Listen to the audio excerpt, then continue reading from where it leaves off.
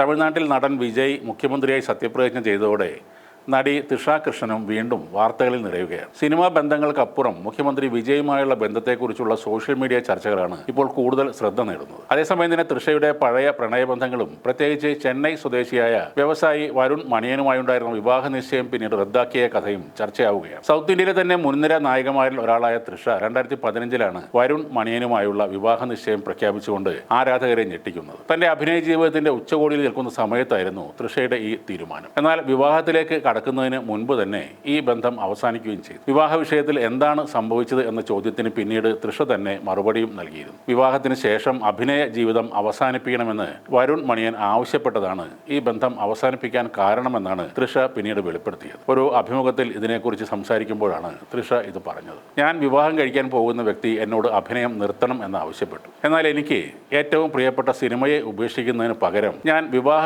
നിശ്ചയത്തിന് full stop ഇട്ടു. അതുകൊണ്ടാണ് വിവാഹം മുടങ്ങിയതെന്നാണ് തൃഷ പറഞ്ഞത്. തന്റെ കരിയറും സ്വാതന്ത്ര്യവും ഉപേക്ഷിക്കാനാവില്ലെന്ന തൃഷയുടെ നിലപാട് സ്വന്തം സ്വപ്നങ്ങൾക്കായി ഉറച്ചു നിൽക്കാനുള്ള ധൈര്യമായിട്ടാണ് പലരും അന്ന് കണ്ടത്. സിനിമ തന്റെ ജീവിതത്തിന്റെ ഭാഗമാണെന്നും തൃഷ വ്യക്തമാക്കിയിരുന്നു. ഞാൻ വിവാഹം കഴിച്ച് പിന്നീട് ഗർഭിണിയാകുമ്പോഴാണ് സിനിമയിൽ നിന്നും അഭിനയത്തിൽ നിന്നും ഒരു ഇടവേള എടുക്കുന്നത്. നായിക വേഷങ്ങൾ ലഭിക്കാത്ത പക്ഷം എനിക്ക് ചേരുന്ന കഥാപാത്രങ്ങൾ ചെയ്യും. പക്ഷേ സിനിമ ഞാൻ വിട്ടുപോകില്ല. അവസാന ശ്വാസം വരെ അഭിനയിക്കണമെന്നാണ് എൻ്റെ ആഗ്രഹമെന്നും തൃഷ പറഞ്ഞിരുന്നു. നടൻ വിജയിന്റെ രാഷ്ട്രീയ പ്രവേശനത്തിന് പിന്നാലെ ഈ തെരഞ്ഞെടുപ്പിൽ വലിയ രീതിയിലുള്ള സൈബർ ആക്രമണങ്ങൾ നേരിട്ട ഒരു വ്യക്തിയാണ് തൃഷ. തൃഷയുമായി വിജയ്ക്ക് അവിഹിത ബന്ധം ഉണ്ടെന്നായിരുന്നു ആരോപണങ്ങൾ. ഇപ്പോൾ ഈ വോട്ടെണ്ണൽ ദിവസം തന്നെയായിരുന്നു തൃഷയുടെ ജന്മദിനവും. ജന്മദിനത്തോട് അനുബന്ധിച്ച് തിരുപ്പതി ക്ഷേത്രത്തിൽ തൃഷ ദർശനം നടത്തിയിരുന്നു. TVKയുടെ വിജയത്തിനായും വിജയ് മുഖ്യമന്ത്രി സ്ഥാനത്തേക്ക് വരാനും വേണ്ടിയുള്ള പ്രാർത്ഥനകൾക്കായിട്ടാണ് തൃഷ ക്ഷേത്രത്തിൽ എത്തിയതെന്നും അഭ്യൂഹങ്ങൾ ഉണ്ടായിരുന്നു. തെരഞ്ഞെടുപ്പ് പ്രചാരണകാലത്തുൾപ്പെടെ വലിയ രീതിയിലുള്ള ആരോപണങ്ങൾ തൃഷയ്ക്ക് നേരെയും ഉയർന്നിരുന്നു. വിജയുടെ വിവാഹ മോചന വാർത്തകൾ പുറത്തു വന്നതും തൃഷയും വിജയും ഒന്നിച്ച്